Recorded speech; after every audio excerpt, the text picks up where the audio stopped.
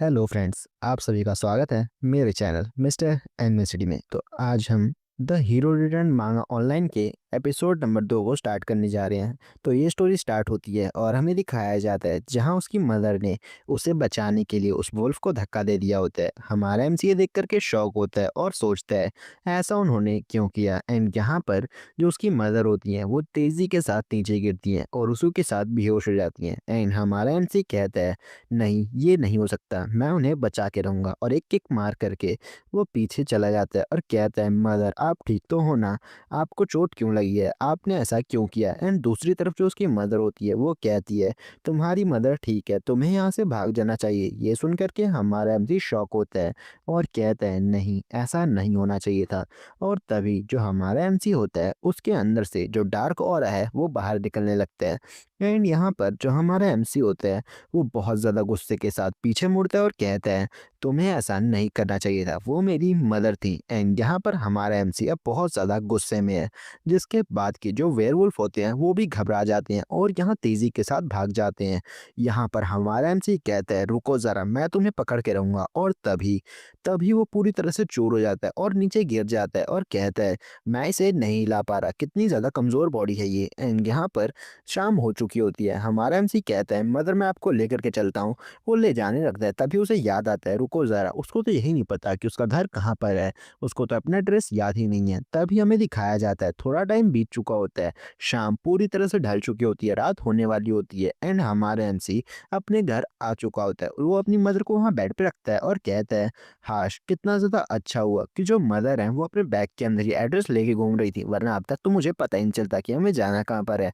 यहाँ पर हमारा एमसी पूरी तरह से थक चुका होता है। जो उसकी मदर होती हैं वो सपने में भी बस बोले जा रही होती हैं सन तुम यहाँ से भाग जाओ, मैं तुम्हें बचा के रखूंगी, तुम यहाँ से भाग जाओ। एंड हमारा एमसी ये सुन करके कहता है क्या, आखिरकार ये ऐसा क्यों करना चाहती हैं। जिसके बाद हमारा एमसी बहुत ज़्यादा शॉक होता है और कहता है नहीं, उन्होंने ऐसा इसलिए किया क्योंकि मैं उनका बेटा हूँ, शायद यही वजह थी। जिसके बाद कि हमारा एमसी इसी सब के बारे में सोच रहा होता है और अचानक पीछे की साइड हमें दिखाया जाता है कुछ ब्लू कलर के स्पार्क्स को। एंड हमारा एमसी अपनी बॉडी के बारे में सोच रहा होता है वो स्ट्रॉन्गर कैसे बनेगा, वो आगे कैसे बढ़ेगा। ऐसा ही चलता रहा तो वो कुछ भी नहीं कर पाएगा।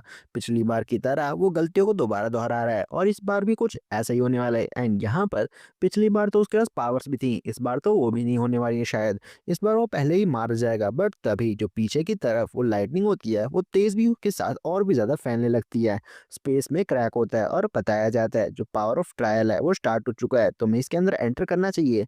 एंड यहाँ हमारा एमसी कहता है अच्छा तो स्टार्ट हो गया, मुझे लगा नहीं था लेकिन मैं अब अवेकन हो सकता हूँ। जिसके बाद जो गेट होता है वो खुल चुका होता है, हमारा एम अंदर जाता है और कहता है चलो इसे स्टार्ट करो, मुझे देखना है कि अंदर की साइड क्या है। एबिस एबिस जल्दी खुल चुका है। एंड हमारा एमसी बताता है एबिस एक ऐसी जगह है जहाँ पर हम जा करके और भी ज़्यादा स्ट्रांग हो सकते हैं। एंड ये अवेकनर के लिए होता है सिर्फ। एंड हमारा एमसी अवेकनर हो चुका है पूरी तरह से। जिसके बाद कि हमारा एमसी कहता है चलो इसे स्टार्ट करते हैं। यहाँ पर वेलकम हमारे एमसी का वेलकम किया जाता है। टावर ऑफ ट्रायल्स है, इसको हम ऐसे समझ सकते हैं जैसे कि कहीं पर लेवल्स का डिवीजन हो रहा हो और यहाँ पर हर एक लेवल के ऊपर तगड़ी फाइट होती है। फाइटिंग जीतने के बाद उसे पावर वगैरह रिवॉर्ड वगैरह दिए जाते हैं, जिससे वो और भी ज़्यादा पावरफुल हो जाते हैं। एंड हमारा एमसी इसके फर्स्ट ट्रायल में आ चुका है। हमें बताया जाता है हमारा एमसी यहाँ आ चुका है, उसकी पावर्स को चेक किया जाता है और ये बताया जाता है ये फर्स्ट फ्लोर है, यहाँ पे तुम डिफिकल्टी को सिलेक्ट कर सकते हो। तुम क्या सिलेक्ट करना चाहोगे, लेवल 1 से लेके 10 में कुछ भी। एंड हमारा एमसी सीधे बोल देता है कि लेवल 10। एंड ये सुनने के बाद जो सिस्टम है वो भी इसे लेवल 10 पे सेट कर देता है। हमारा एमसी कहता है ये पहली बार है कि मैं लेवल 10 पे कंप्लीट कर रहा हूँ, क्योंकि मैं पहले भी इसे कर चुका हूँ लेकिन लेवल 8 पर। एंड लेवल 8 लेवल 10 के बीच में ज़्यादा डिफरेंस नहीं होना चाहिए, ये सोच करके वो इसे कंप्लीट कर देता है। वो बताता है ज़्यादा रिस्क मतलब ज़्यादा रिटर्न, ये कुछ फाइनेंस जैसा नहीं लग रहा है। जिसके बाद कि हमारा एमसी रेडी होता है फाइटिंग करने के लिए। वो पूरी तरह से जितना भी ये सारा एरिया होता है वो एक स्टेडियम में चेंज होता है और कहता है क्या, ये बहुत ज़्यादा अजीब चीज़ है लेकिन जो भी हो इसे स्टार्ट करते हैं। एंड हमारा एमसी फाइटिंग के लिए रेडी होता है और कहता है चलो पिछली बार की तरह मैं इस बार नहीं हारने वाला। अगर मैं यहाँ हार मान जाता हूँ तो मैं बुरी तरह से पिट सकता हूँ। जिसके बाद कि हमें दिखाया जाता है उसके चारों तरफ ढेर सारे वेपन उड़ रहे होते हैं और वो कहता है कि मैं अब सिलेक्ट करता हूँ अपने वेपन को, एंड वो अपने वेपन के तौर पे एक स्वॉर्ड को सिलेक्ट करता है जो कि उसका पिछली बार वाला वेपन होने वाला है। जिसके बाद हमें दिखाया जाता है रात के सीन में कुछ समय बीत चुका होता है, एंड यहाँ पर एक पर्सन जो होता है वो चिल्ला रहा होता है और कहता है मुझे बचाओ। सामने की तरफ कुछ वुल्फ खड़े होते हैं और यहाँ पर वो वुल्फ गुर्रा रहे होते हैं। जिसके बाद की वो पर्सन पे अटैक करने वाली होती है, अचानक एक ब्लू कलर की लाइट को दिखाया जाता है और हमारा एमसी यहाँ तेजी के साथ आ जाता है और कहता है तुम यहाँ क्या कर रहे हो। जिसके बाद एक किक के साथ में ही वो एक वेयरवुल्फ को दूर फेंक देता है एंड अपने छाते को निकालते हुए उस वेयरवुल्फ को टुकड़े टुकड़े कर देता है। दोनों वेयरवुल्फ यहाँ मारे जाते हैं, उनकी हालत खराब होती है एंड यहाँ पर जो एक वेयरवुल्फ होता है वो बच चुका होता है। हमारा एमसी कहता है तुम यहाँ से कहाँ जा रहे हो, मैं तुम्हें मार के रहूंगा। जिसके बाद हमें दिखाया जाता है ब्लू कलर की लाइट को और इसी के साथ वो वेयरवुल्फ भी मारा जाता है एंड यहाँ पर हमारा एमसी कहता है चलो जो भी हो मैं इन सबको खत्म कर दूंगा, यहाँ कोई भी चीज नहीं बचने वाली है। जिसके बाद सिस्टम बताता है हमारा एमसी लेवल 10 को क्लियर कर चुका है और यहाँ पर वो अवेकन हो चुका है पूरी पावर्स के साथ में। इसके बाद हमें टीवी पे दिखाया जाता है जहाँ पर न्यूज चल रही होती है और बताया जा रहा होता है यहाँ पर जो वर्ल्ड के अंदर है वो रिफ्ट वगैरह शुरू हो चुकी है, मीन्स की डंजन खुलने लगे हैं। यहाँ पर ये चीज 2019 में शुरू हुई थी, लोगों से इसे छुपाया गया, लेकिन अब एक एक करके ये और भी ज्यादा तेजी के साथ फैल रहे हैं। यहाँ पे हमें नहीं पता कि ये कैसे काम करता है, लेकिन फिर भी मैं बता दूं जो सिस्टम है वो इस तरह से काउंट करता है। यहाँ पे हर एक फ्लोर के अंदर ढेर सारे फ्लोर्स होने वाले हैं, मीन्स की जो टावर है उसकी कोई भी हाइट नहीं है, वो जितना चाहे ऊपर जा सकता है। एंड यहाँ पर जो डंजन है वहाँ पे लो लेवल से लेके हाई लेवल के मॉन्स्टर होने वाले हैं। हर एक का कलर आप देख सकते हो कि कैसे कैसे जो कलर है वो डिवाइड होने वाले हैं।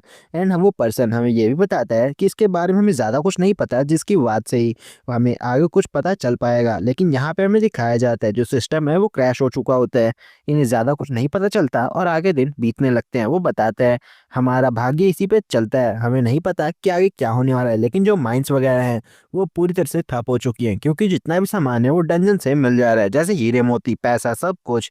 एंड यहाँ पर जो ज़्यादातर चीज़ें हैं लग्जरी से रिलेटेड वो सब कुछ अब ढूंढने या बनाने की ज़रूरत नहीं है क्योंकि जो डंजन है वहाँ पे सब कुछ मिल रहा है। एंड जैसे जैसे डंजन क्लियर हो रहे हैं सामान और भी ज़्यादा मिल रहे हैं। यहाँ पे सबसे अमीर कोई और नहीं बल्कि जो अवेकनर है वही होने वाले हैं। और इन सब के बाद जो सबसे ज़रूरी चीज़ होती है वो कुछ और नहीं बल्कि यहाँ पर अगर डंजन को क्लियर नहीं किया जाता है तो डंजन को क्रैक हो जाएगा और वहाँ से ढेर सारे मॉन्स्टर बाहर निकल आएंगे जो बाहर की दुनिया के लिए ज़्यादा अच्छा नहीं है। इसके बाद हमें दिखाया जाता है जहाँ पे सारी दुनिया तबाह हो चुकी है और हर एक चीज़ डिस्ट्रॉय हो गई है। वो बताता है कि जैसे जैसे डंजन एक्सपेंड होगा वैसे वैसे चीज़ें और भी ज़्यादा खतरनाक होंगी, हर एक चीज़ डिस्ट्रॉय हो जाएगी, कोई भी चीज़ एग्जिस्ट नहीं करेगी। यहाँ पे हर एक चीज़ जो मौजूद है वो पूरी तरह से खत्म हो जाएगी, इसीलिए हमें इसका सुझाव करना होगा। जिसके बाद हमें बताया जाता है यहाँ पे एक सिटी हॉल का सीन, यानी कि जो अंदर की दुनिया है वहाँ का सीन। यहाँ पे ढेर सारे लोग बातें कर रहे होते हैं। तुम्हें पता है जो फर्स्ट फ्लोर है वो क्लियर किया है वो भी एक बहुत ज्यादा खतरनाक पर्सन ने, ये हमारा एमसी होता है और ऐसा इसलिए कहा जा रहा होता है क्योंकि इसने टोटल 2230 पॉइंट के साथ इसे क्लियर किया होता है और वो फर्स्ट प्लेस पे होता है, जबकि सेकंड प्लेस पे 940 पॉइंट वाला होता है। एंड यहाँ पे वो पर्सन कहता है ये तो कितना सा क्रेजी है, मुझे नहीं पता था इतना पावरफुल भी कोई हो सकता है, ये तो बहुत ज्यादा अजीब बात है। चलो जो भी है वर्ल्ड बहुत ज्यादा एक्सपेंड हो रहा है। जिसके बाद की एक डंजन रिफ्ट खुलती है और यहाँ पर हमारा एमसी बाहर निकलता है और कहता है मैं यहाँ आ चुका हूँ, कितना ज्यादा सही है। और हमारा एमसी यहाँ आते ही कहता है मुझे बहुत ज्यादा टाइम हो चुका है यहाँ पर आए हुए, बहुत ज्यादा टाइम बाद में वापस से यहाँ आ रहा हूँ। जिसके बाद की वो चारों तरफ थोड़ा घूमता है और कहता है एबिस एक ऐसी जगह है जहाँ पर की जो डंजन है हर एक लेवल के ऊपर अपना एक कंट्री है, अपना एक देश है, अपना एक कल्चर है। एंड यहाँ पर आप घूम फिर सकते हो, जो चाहे वो कर सकते हो। एंड हर एक लेवल को पास करने के लिए आपको एक ट्रायल कंप्लीट करना होता है, ट्रायल कंप्लीट होते ही आप अगले लेवल पे जा सकते हो। ये फ्लोर भी बहुत ज़्यादा अच्छा है, मैंने फर्स्ट फ्लोर को बहुत ज़्यादा इजीली क्लियर कर लिया था। हमें दिखाया जाता है जो पंछी हैं वो मर रहे होते हैं, इन्हें मॉन्स्टर कहना ज़्यादा सही होगा। मॉन्स्टर के ऊपर ढेर सारे कट लगते हैं और हमारा एमसी ने मार रहा होता है। यहाँ पर हमें दिखाया जाता है जो फ्लोर है वो क्लियर हो चुका होता है और इसी के साथ में हमारे एमसी ने ये चीज़ क्लियर कर ली होती है। हमें दिखाया जाता है लगातार नोटिफिकेशन आती है जिसके बाद की हमें बताया जाता है हमारे एमसी का लेवल तेजी के साथ अप हो रहा है। यहाँ पर अचीवमेंट पॉइंट सब कुछ काउंट करने के बाद बहुत सारे पॉइंट्स मिले होते हैं और यहाँ पे हमारे एमसी का स्टेट पॉइंट 5 लेवल के साथ बढ़ जाता है, मैजिक पॉइंट 2 लेवल के साथ और मैजिक पावर पॉइंट एक लेवल के साथ बढ़ जाता है। एंड यहाँ पर हमारा एमसी कहता है मैंने अभी अभी 10 लेवल को क्लियर किया है, मीन्स कि 10वें लेवल की एक चीज़ को क्लियर किया है। एंड यहाँ पर उसके पॉइंट बहुत ज़्यादा मिले होते हैं जो कि बहुत ज़्यादा यूनिक चीज़ है। एंड हमारा एमसी कहता है जैसा मैंने सोचा था, लेकिन ये बहुत ज़्यादा अलग है, सबसे ज़्यादा अलग। जहाँ पर हमें दिखाया जाता है हमारा एमसी जो कि यहाँ पे घूम रहा होता है और कहता है शायद मुझे शॉपिंग करने के लिए जाना चाहिए इन पॉइंट्स का यूज़ करने के लिए। हमें दिखाया जाता है एक शॉप को जहाँ पे बुक्स वगैरह मिल रही होती हैं। हमारा एमसी यहाँ चला जाता है और यहाँ पर एक लेडी को दिखाया जाता है जो कहती है हेलो वेलकम आपका यहाँ पे आने के लिए। जहाँ पे वो बताती है आपका यहाँ शुक्रिया है और आप बता सकते हैं आपको क्या चाहिए, और वो बताती हैं आपको जो भी चाहिए हम आपको दे सकते हैं। ये बहुत ज़्यादा ब्यूटीफुल लेडी होती है। लेकिन हमारा एमसी यहाँ पे नहीं पिघलता है और बताता है यहाँ पे ये लेडी बहुत ज़्यादा यूनिक है, सबसे ज़्यादा यूनिक, क्योंकि ये सभी को बहुत ज़्यादा बहला फुसला के बहुत ज़्यादा महंगे दाम पे चीज़ों को बेच देती हैं। लेकिन मैं यहाँ नहीं फंसने वाला, जो मुझे चाहिए मैं वहाँ लेके रहूँगा। हमारा एमसी से बताता है मुझे एक ट्रांसफॉर्मेशन स्किल और यहाँ पे एक लैंप स्किल चाहिए। जिसके बाद की वो लेडी कहती हैं अच्छा ठीक है, लेकिन तुम ये खरीद भी पाओगे? तुम्हें पता है जो लैंप स्किल है उसका प्राइस 150 एंड यहाँ पे जो ट्रांसफॉर्मेशन की स्किल है वो 1000 की मिलती है, जो कि बहुत ज़्यादा है। हमारा एमसी कहता है मैं इसे भेज रहा हूँ। और ये ट्रांसफ़र होते ही वो लड़की शॉक होती है। वो कहती है तुम ऐसा कैसे कर सकते हो, तुम्हारे पॉइंट से कैसे बढ़ सकते हैं, ये तो नामुमकिन है, तुम शायद पहले फ्लोर से आए हो, ये नामुमकिन है, ऐसा कैसे हो सकता है? हमारा एमसी कहता है मैंने तो अभी दे दिया, तुम्हें पता ही है कि नंबर सही है। यहाँ पे वो लेडी कहती है मैंने पूछा कि तुम्हारे पॉइंट्स इतने ज़्यादा कैसे हो सकते हैं, ये नामुमकिन है किसी के पास फर्स्ट फ्लोर से आने के बाद उसके पास 1000 से ज़्यादा पॉइंट्स हैं, शायद तुम सेकंड फ्लोर से हो। हमारा एमसी कहता है नहीं मैं एक नॉर्मल कस्टमर हूँ और मैं फर्स्ट फ्लोर से ही आ रहा हूँ। एंड ये सुन के वो लेडी शॉक होती है। हमारा एमसी यहाँ से चल जाता है। हमें दिखाया जाता है हमारा एमसी कहीं बैठ करके अपने वॉलेट को चेक कर रहा होता है। एंड यहाँ पर एक पाउच होता है जिसके अंदर वो सामान को रख सकता है और कहता है मैंने सुन रखा है ये पावर्स को बढ़ाने के लिए ज़रूरी है कि आपके पास अच्छी स्किल हो, आपके पास अच्छी चीज़ें हो।